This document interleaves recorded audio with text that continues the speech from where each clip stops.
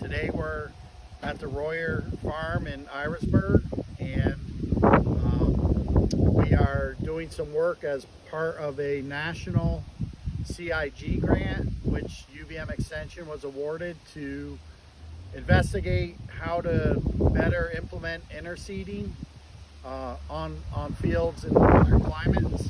And the reason we want to do this is many years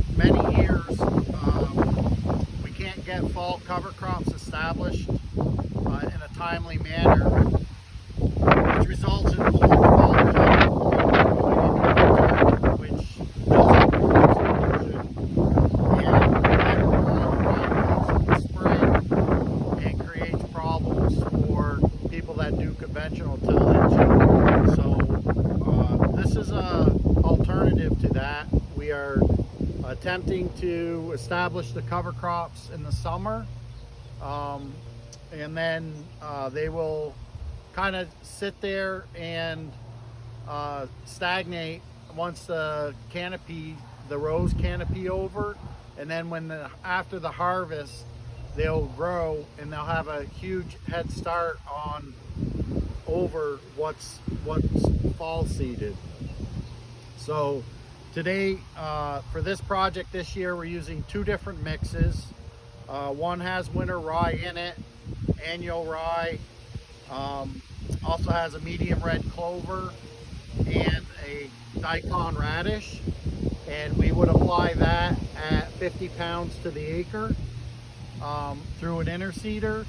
And the second mix that we're using is a annual rye, medium red clover, vetch, and daikon radish mix, and that one we're seeding at 25 pounds to the acre.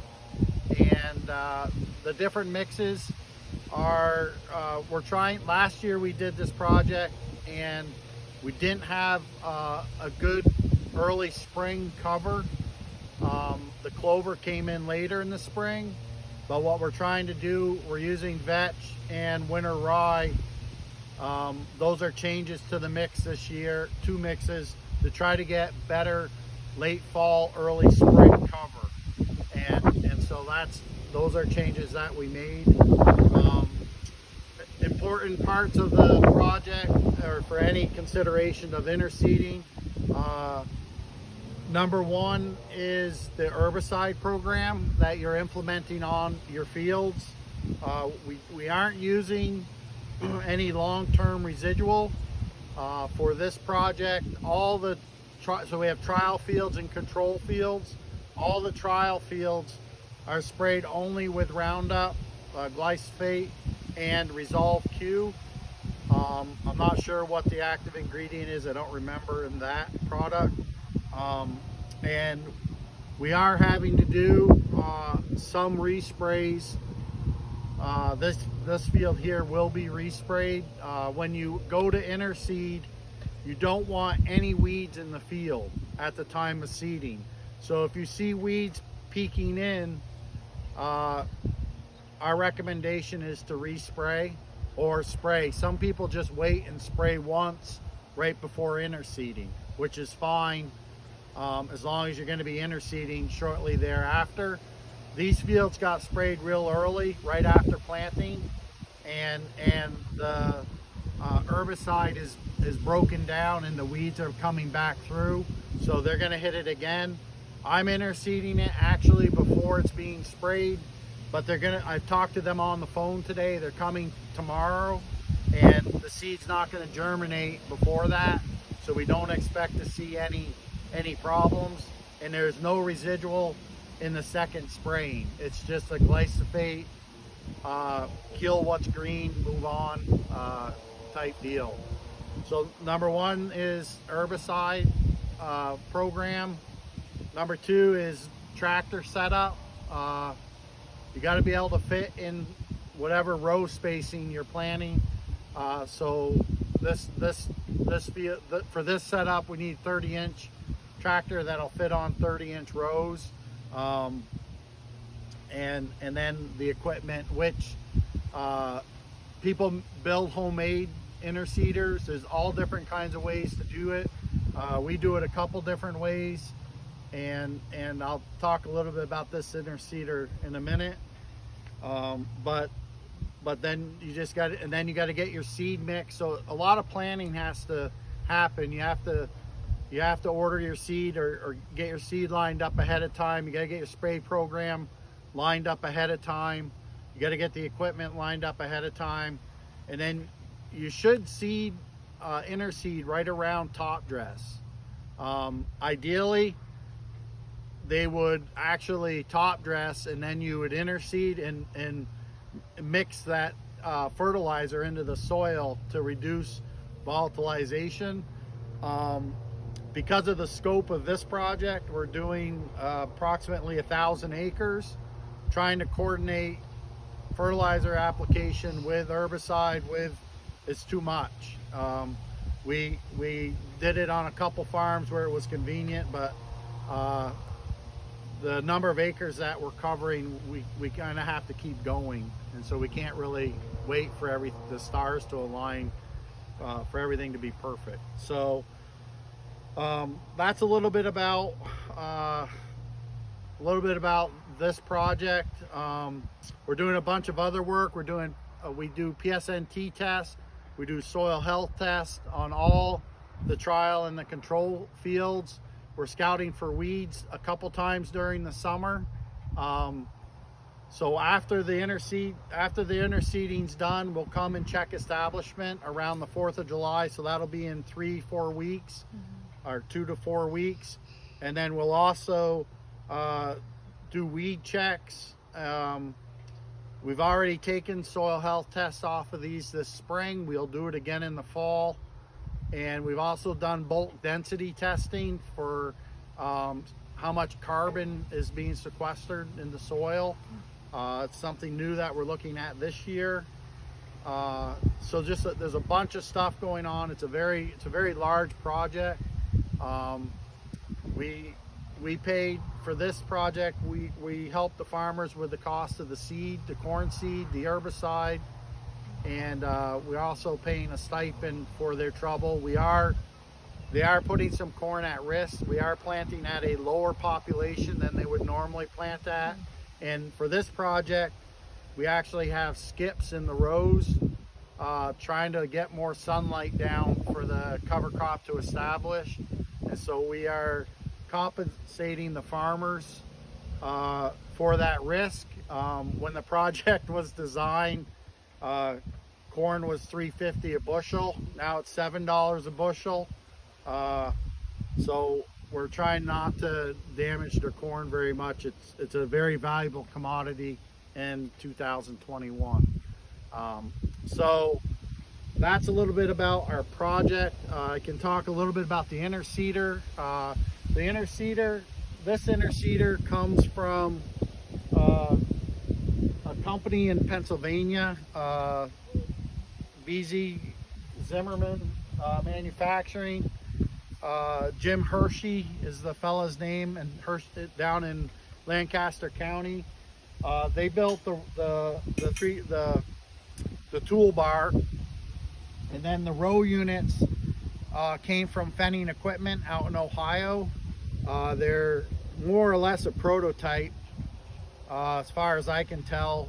We've had quite a few problems with them, just not really built rugged enough for Vermont soils. Ohio soils, I'm guessing, are less stony and less hilly, and so we've been on the phone with them working through some design issues with that. But overall, we're hoping that it works well.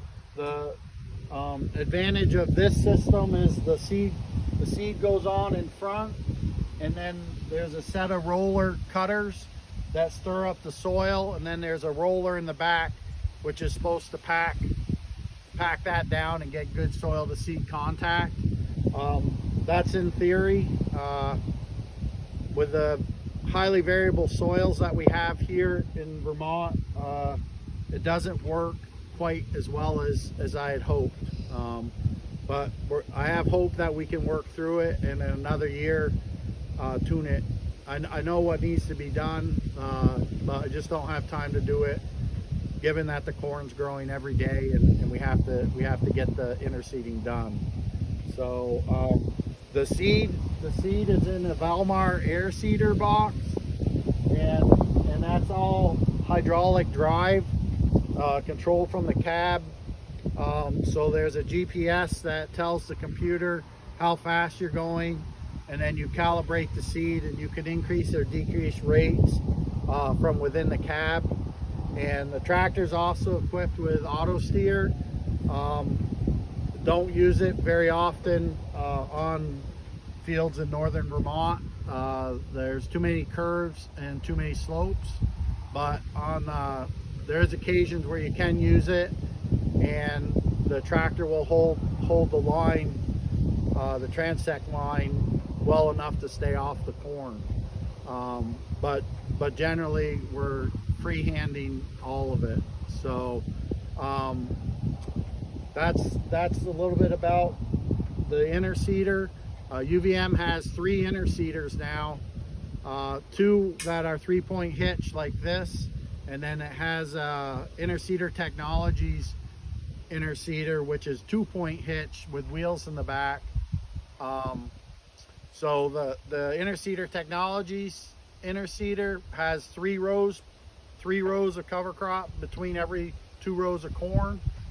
The Dawn dual seeder has 2 rows of cover crop between 2 rows of corn, and then this interseeder, the Fenning equipment interseeder, it sprays the seed out in front, so there's no rows, and we're hoping that it comes up even between the rows. That's the goal of that. So we'll see how it goes. To date, we're about 850 acres in, and the corn is growing. So where I started, it's now shaded out. So we'll be going back and seeing how it established. So that's a little bit about the project. Are there opportunities to use the interseeders from UVM if folks want to? Yes. Yep. The UVM interseeders are available. We do loan them, rent them, request a donation for their use just to cover the repair costs associated with operating them. I think it's like $12 an acre or something. And if we can find a grant to cover that, then we typically do that. And if we can't, we just request a donation. So they are available. There's people using them this week. Some farms in Addison County will be using one of them, and I will be using the other one, and the third one is 15-16 foot wide, the Interseeder Technologies one, and it's a little bit cumbersome to move over the road. One of the great things about this toolbar is that this flops down and the wheels go down, and you can pull it behind a pickup truck. So we can get it to the farm really easy and then hook it on to a tractor at the farm. The Interseeder Technologies one, we have to use a tractor on because of how the hitch is designed. So going long distances is not really feasible for many people. And the corn variety that you use, is it different than you would normally so, plant? Yes, good. Thanks for asking that. I forgot. So what we've done as part of this project, knowing that we're cutting back on the population, is we have in the trials acres, we're using indeterminate ear, if you will, a flex ear. So the theory is, as the lower the population, the less competition, the bigger the ear will get. And if we get half the weight of the corn stalk is in the ear, so if we can grow a bigger ear, we can mitigate some of the yield loss and improve quality.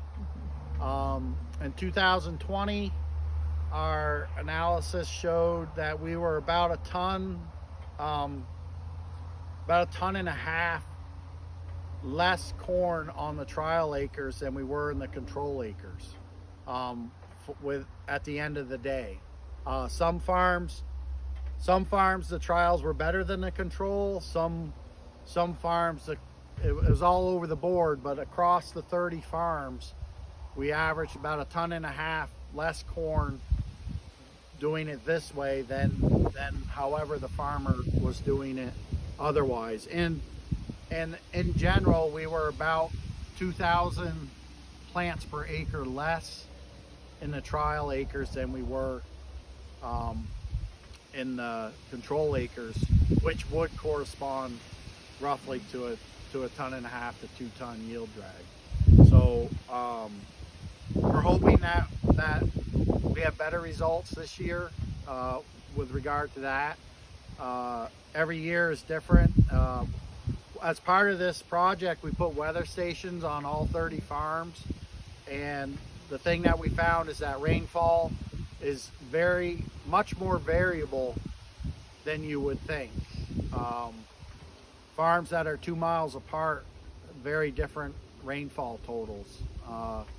So the variability in the weather in Vermont is a driving force in how our results for cropping will be. So yeah, so all the trial acres have flexier varieties. And the cover crops in the spring, is that harvestable forage, or is that just acting as spring cover? It's just spring cover. It's not seeded at a rate high enough to justify harvesting. We had some really nice clover crops in mid-May. They could have been harvested. They didn't. We sprayed them out, and so one of the challenges is the second year with a good cover crop the first year and using no-till. There's a lot of material the second year to plant into. So we did get good emergence, but what I'm wondering about is how well interseeding into heavy residual cover crop, how well that's going to take, and we won't know that for another few weeks. But everything has trade-offs, and we're still figuring it out after we've been working on this stuff for I've been working on it for 10 years. So we do see a lot. It is a viable practice for sure, but it takes more management. And also interseeding happens at a busy time of year between first and second cut of hay and top dressing and everything else. So it's another thing that we'd have to fit into our schedules, but it's good. And the yield loss from corn, you're thinking that the soil health benefits of the cover crop could make up for that, or what? How do you sort of balance that yield loss? So as far as the yield loss,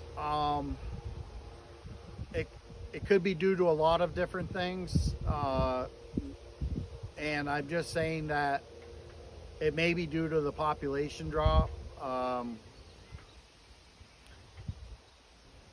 I think that we'll know more after this year, and we'll be checking it again. I think that if all you lost was 1.5 tons of corn per acre and you got your cover crop on, I think that may be a reasonable trade-off. It's not, so a 30-acre field would be 3 loads. So, I mean, that's for the farmer. I think for the farmer to decide whether or not that's worth it or not, but it's not a 5-ton yield loss, right, and it's not 10-ton yield loss. It's a negligible. We averaged through the whole project, I think we averaged somewhere around 17-ton corn. Yeah. So I think that was on the trial side. I don't know the number. I haven't looked at the numbers in a while, but somewhere around 17 ton, maybe a little higher than that. So 1.5 tons off of that. A lot of farmers, a lot of years would be happy with 17-ton corn. So it wasn't 2-ton corn or 12-ton corn. Right. Where we had the biggest problems, and what I would caution producers, is second year no-till out of sod. You've got to really watch for weed pressure. They come in a lot, and they'll not only snuff out your cover crop, they'll snuff out your corn crop. So you have to be pretty aggressive in that no-till system in sod the second year.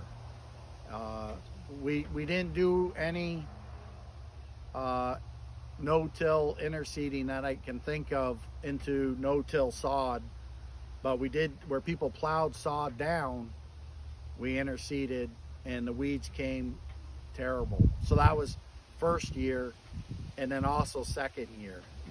They no-tilled it, and it was horrible.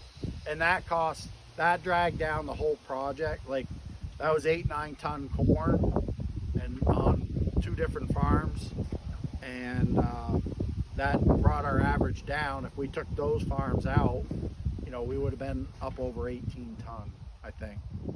So, and for northern Vermont, it wasn't all river bottom fields either. It was fields like this, Vermont soils. So fertility wise, we're following PSNT tests. We're offering those to the farmers. Last year and this year, the PSNT tests are mostly reading 0. We haven't had enough rain to leach the nitrogen out from the manure and the starter. So I don't know exactly how much fertilizer folks are putting on this week. I think they're putting on some, but they're definitely cutting back over a normal year. So and this corn had pop-up not nitrogen, and it looks decent. We did some no-till the next field over, and it's time to be top dressed, but it'll be fine. So can you say your name and the date again, because I hadn't started the video? Is it the 22nd or 23rd? 23rd, I think. Okay, that's what I was thinking. And again, my name is Jeff Sanders. I work for UVM Extension, the Northwest Crop Soils team out of St. Albans. We work with farmers all over Vermont, and me in particular all over northern Vermont. And today is June 23rd, and we're interseeding.